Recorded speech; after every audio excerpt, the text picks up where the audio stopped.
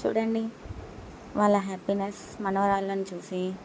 తర్వాత మా అత్తయ్య కుకింగ్ చేశారు.